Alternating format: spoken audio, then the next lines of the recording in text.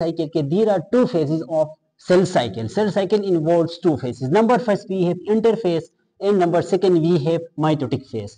अब जो हमारे पास इंटरफेस क्या होता है, इंटरफेस की बात कर लें तो इंटरफेस में हमारे पास क्या हो जाते हैं, G1 phase, S phase, G2 phase and also G0 phase. अब हमारे पास क्या, ये तीन हमारे पास basically G1 phase, S phase and G2 phase. These are included in interphase. Sometimes G0 phase is also included. अब जो G0 फेज होता है उसके कंसिक्वेंसेस क्या होंगे वो लास्ट में जाके डिस्कस कर लेंगे. सबसे पहले हम इंटरफेज के जो फर्स्ट स्टेप है उसको हम नाम देते हैं G1 फेज, G1 फेज या गेप 1 फेज. अब गेप 1 फेज होता है, इसमें किस किस किस्म के जो हमारे पास किस किस्म के जो हम वैसे हमने डिस्कस किया था कि सेल साइकिल में क्या होते हैं, मुख्तलिफ इवेंट्स होते हैं. अब इवेंट्स G1 फेज में क्या क्या इवेंट्स होंगे उसको डिस्कस कर लें तो इसमें आता है सेल ग्रो इन साइज. अब जो हमारे पास पेरेंट सेल है जो क्या हो रहा है, डिवाइड होने जा रहा है, वो क्या कर लेगा, ग्रो इन साइज कर लेगा. Increase the number of organelles, क्या हो जाएगा, चूंकि उसको डिवाइड होना है इसलिए वो क्या कर लेगा, वो ग्रो इन साइज, उसका साइज बड़ा हो जाएगा और इसके अंदर जितने ऑर्गेनेलीज होते हैं वो क्या हो जाएंगे, वो इंक्रीज हो जाएंगे. इसके अलावा डिफरेंट प्रोटीन्स हो गए, एंजाइम्स हो गए और nucleotide of DNA required for replication. चूंकि अब जो G1 फेज है हमें पता है कि G1 फेज के बाद क्या आ रहा है, S फेज. यानी S फेज में जो भी चीजें, जिन चीजों की सेल को जरूरत होती है ड्यूरिंग S फेज, लाइक हम बात कर लें डिफरेंट ऑर्गेनेलीज के, उसके लिए क्या हो जाते हैं, different organelles, spindle fibre wire की जरूरत होता है. इसके अलावा न्यूक्लियोटाइड ऑफ डीएनए.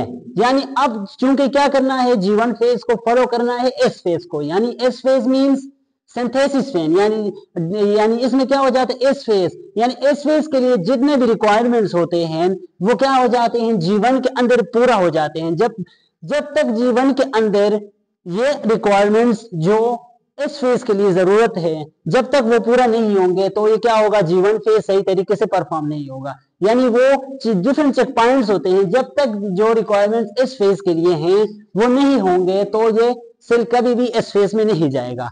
अच्छा, सो G1 फेज में क्या हो गया, सेल ग्रो इन साइज हो गया, increase the number of organelles, क्या हो गया, नंबर ऑफ ऑर्गेनेलीज ज्यादा हो गए, डिफरेंट प्रोटीन क्या हो गए, प्रोटीन सिंथेसिस, यानी डिफरेंट से प्रोटीन क्या हो गए जो नीड होते हैं किस चीज के लिए, for replication of DNA replication के लिए, वो भी क्या हो गए, ये हम बन गए, ऑर्गेनेलीज बन गए, एंजाइम बन गए और nucleotide of DNA required for replication, वो सारे क्या हो गए, G1 फेज में बन गए. अब इसके बाद G1 फेज के बाद सेल का नेक्स्ट हमारे पास जो फेज है उसको हम नाम देते हैं, अब G1 हो गया, G1 के बाद S फेज है. अच्छा, अब S फेज क्या होता है, S फेज को सिंपली हम कहते हैं सिंथेसिस फेज. अब जो सेकंड फेज है हमारे पास क्या होता है, सिंथेसिस फेज. सिंथेसिस में क्या होता है, रेप्लिकेट डीएनए. अब इसमें क्या होगा, जो हमारे पास सेकंड फेज है G1 फेज के बाद सिंथेसिस फेज. सिंथेसिस फेज में सिंपल क्या होगा, जो डीएनए होगा, क्योंकि G1 फेज में डीएनए रेप्लिकेशन के लिए जो भी रिक्वायरमेंट्स थे वो क्या हो गए थे, वो कंप्लीट हो गए थे. तो इस फेज में आके सेल क्या कर लेगा, इसका जो डीएनए है वो क्या हो जाएगा, रेप्लिकेट कर जाएगा. यानी आगे जाके क्या करना है, सेल को डिवाइड होना है, इसीलिए जरूरी है कि उसके जो डीएनए है उसको क्या करना है, सेल को रेप्लिकेट करना है. लाइक हमने डिस्कस किया, एक पेरेंट सेल है तो उसको क्या बनना है, आगे जाके दो सेल में डिवाइड होना है. यानी एक पेरेंट सेल से क्या बनना है, दो डॉटर सेल बनने हैं. अब पेरेंट सेल के अंदर जो डीएनए है वो क्या होगा, डुप्लीकेट होगा. डुप्लीकेट होने के बाद वो क्या होगा, जिसकी वजह से वो डीएनए दो, यानी डुप्लीकेट होगी, क्या होगा, एक हमारे पास पेरेंट सेल के अंदर एक यानी डीएनए था, अब वो डुप्लीकेट बन के क्या हो जाएगा, दो डीएनए बन जाएगा. अब दो डीएनए बन जाएगा तो क्या होगा, एक डॉटर सेल के अंदर जाएगा, दूसरे डॉटर सेल के अंदर जाएगा. यानी इसलिए क्या हो जाता है, जो हमारे पास इस फेज में क्या हो जाता है, यानी सिंथेसिस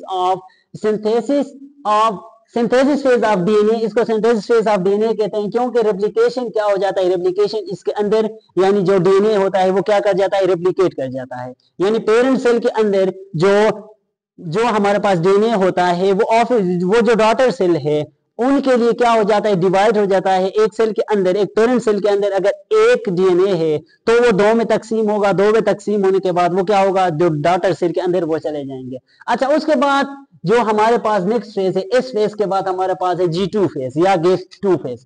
उसमें क्या होगा, जो G2 फेज है, जो G2 फेज की बात कर लें, during this phase cell prepare for mitotic phase.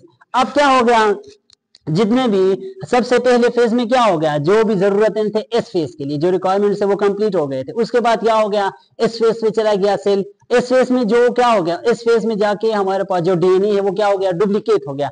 अब इस नेक्स्ट फेज में क्या होगा, G2 फेज में क्या होगा, cell prepare for mitotic phase, यानी माइटोटिक फेज के लिए ये क्या हो जाएगा, अपने आप को प्रिपेयर कर लेगा। माइटोटिक फेज को हम सिंपली डिवीजन फेज भी कह सकते हैं। क्या कह सकते हैं, डिवीजन फेज। यानी क्या होगा, इस फेज के बाद डीएनए रेप्लिकेट कर जाएगा, फिर माइटोटिक फेज के लिए क्या हो जाएगा, माइटोटिक फेज के लिए ये सेल रेडी हो जाएगा। अच्छा, इसमें हमारे पास जो जीनट फेज होता है, ये जीनट फेज क्या होता है, जीनट फेज ड्यूरिंग G1 फेज, यानी G1 फेज के दौरान। अब तो ये इसको जो है ना, इस पॉइंट को आप अपने जहन में रखें। इस जो जीनट फेज है वो किसके, कौन से फेज के बाद आता है, G2 फेज के बाद नहीं आता, इस फेज के बाद नहीं आता, बल्कि G1 फेज, यानी G1 फेज के दौरान ही क्या हो जाता है, ड्यूरिंग G1 फेज सेल्स में एग्जिट द सेल साइकिल। इनमें क्या होगा, बाद सेल क्या कर लेंगे, ड्यूरिंग G1 फेज, यानी G1 फेज में हमारे पास जो ऑर्गेनेलिज सेल इंक्रीज हो रहा था इन साइज में, उसी फेज के दौरान क्या होगा, G1 यानी सेल क्या होगा, बाद सेल ऐसे होंगे जो किस में चले जाएंगे, जीनट फेज, यानी G naught phase means non dividing phase. इसमें क्या होगा, अब इसमें क्या होगा, in the cell cycle, like हमारे पास न्यूरॉन हो गया। अब न्यूरॉन जब एक बार क्या होगा, एक बार जब ये पैदा होगा तो उसके बाद क्या होगा, उसका फिर डिवीजन नहीं होगा। यानी जितने भी हमारे पास नर्व सेल्स होते हैं वो एक बार बनते हैं, दोबारा नहीं बनते। इसलिए वो क्या होगा, नर्व सेल, जो जितने भी नर्व सेल होंगे वो क्या हो जाएंगे, G1 फेज में ऑटोमेटिकली चले जाएंगे। अब इसमें क्या होता है, बास केसेस में ऐसा होता है, जो जीनट फेज होता है, बास सेल्स ऐसे होते हैं जो क्या हो जाते हैं, टेम्परेरी, यानी फॉर स्पेसिफिक टाइम के लिए क्या हो जाते हैं, वो जीनट फेज में चले जाते हैं या नॉन डिवाइडिंग फेज में चले जाते हैं। लाइक उसकी बात कर लें, हमारे पास लीवर के जो सेल्स होते हैं और किडनी के जो सेल्स होते हैं वो क्या हो जाते हैं, जीनट फेज में चले जाते हैं।